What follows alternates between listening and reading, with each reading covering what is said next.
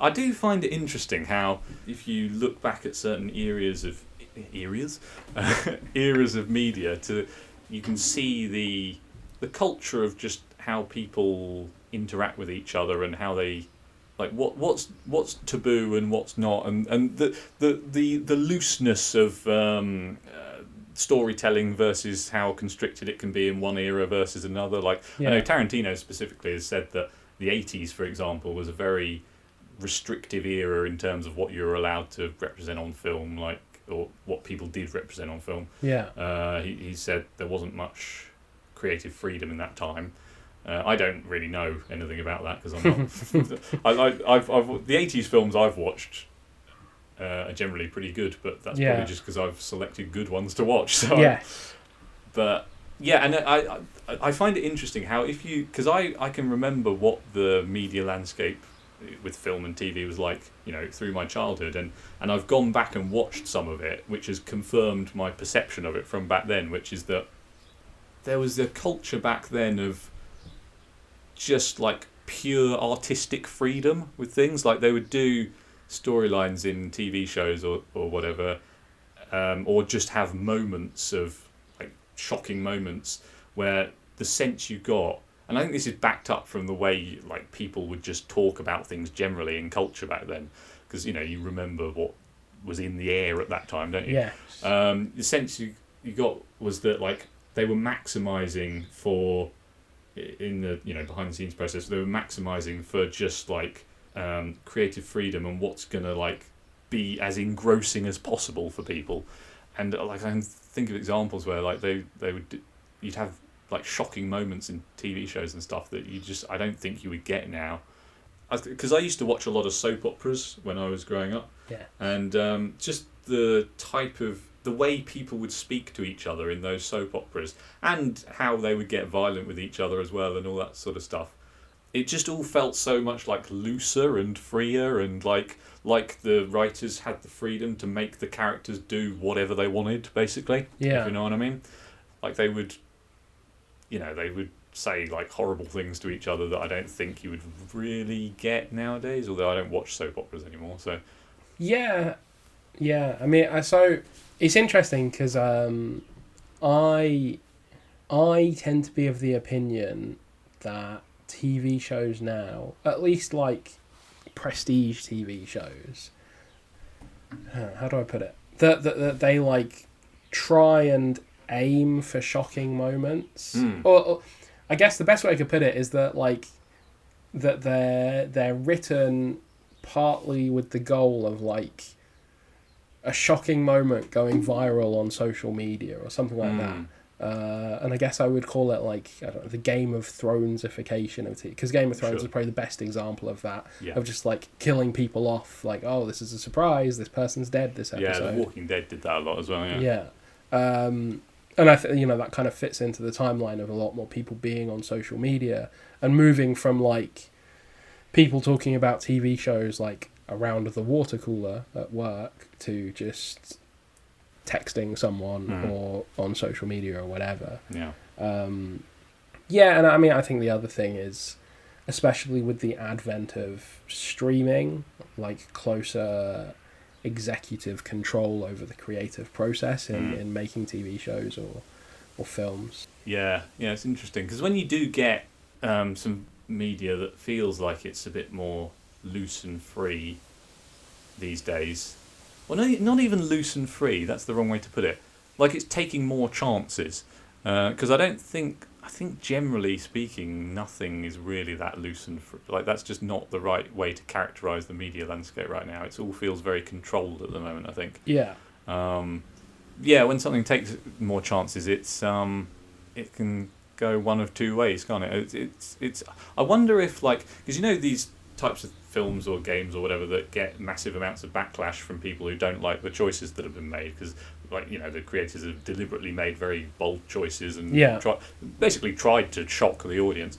I wonder if their level of shock and disdain as a consequence is representative of the fact that, like, just in a vacuum they would feel that way, or if it's because they're perceptions and expectations have been shaped by the more safe, kind of bland, overly controlled media landscape that we have, where they've only kind of been exposed to things that are meant to sort of like, be sensitive to their, or be careful to their sensitivities, if you know what I mean.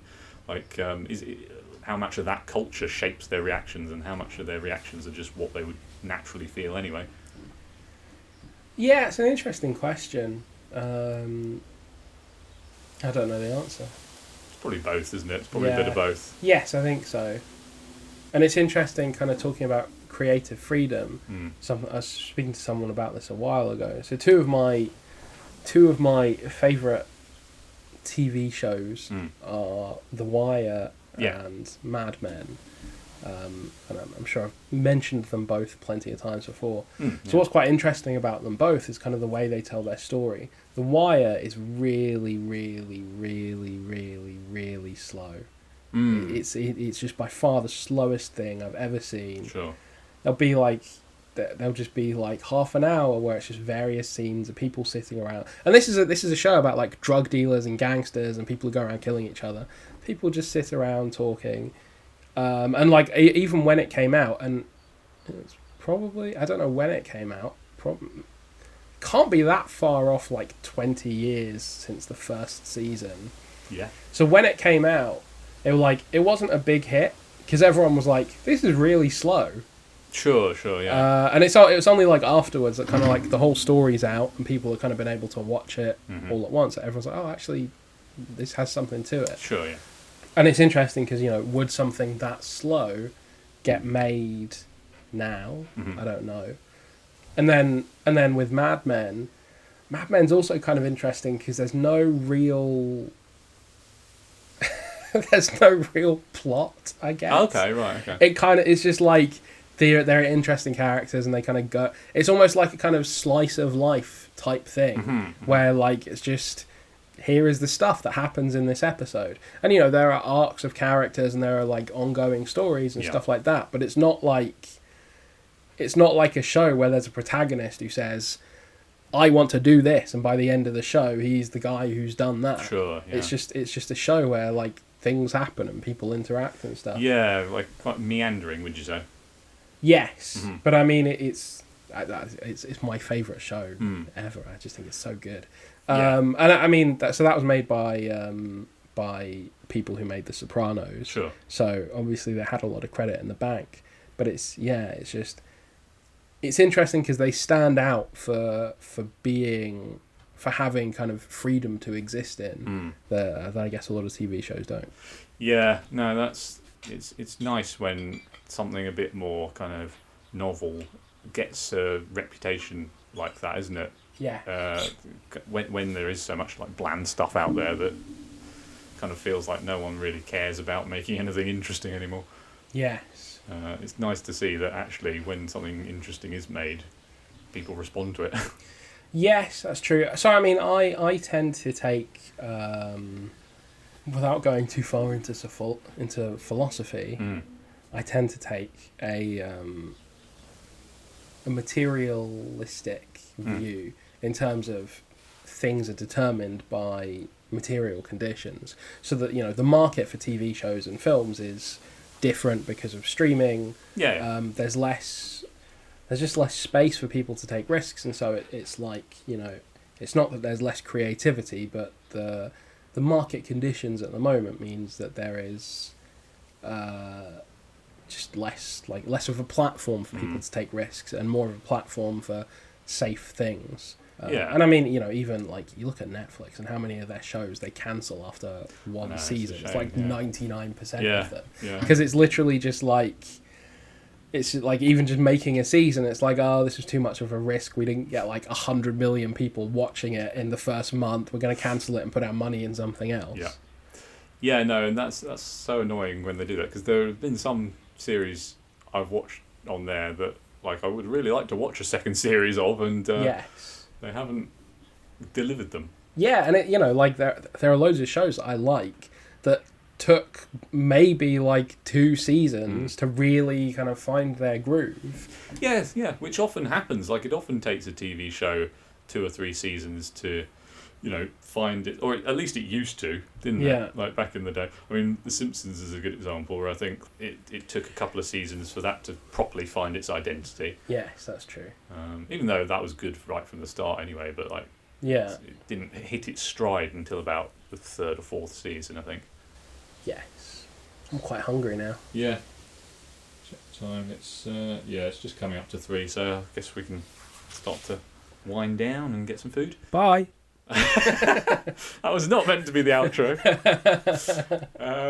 No, okay. So yeah, this was a bit of fun, wasn't it? This was kind of an informal, loose, podcast on just whatever we fancied kind of chatting about. But anyway, you got any closing thoughts? Like and subscribe. We never actually introduced who we are in this. Oh no, Hello. Did we? Maybe we did. Did we? You did the intro rather than me. Oh yeah, and I didn't say our names. No, I'm I'm Will. I spoke over you. Say that again. I'm Will. I'm Peter. Good. All right. Well, we're going to get some food because we're both hungry now, and it's Yeah. like 3:00 nearly. So, yeah, if you enjoyed this, like and subscribe, and you can check out our actual film making channel where we make short films as well. Anyway, goodbye. Bye.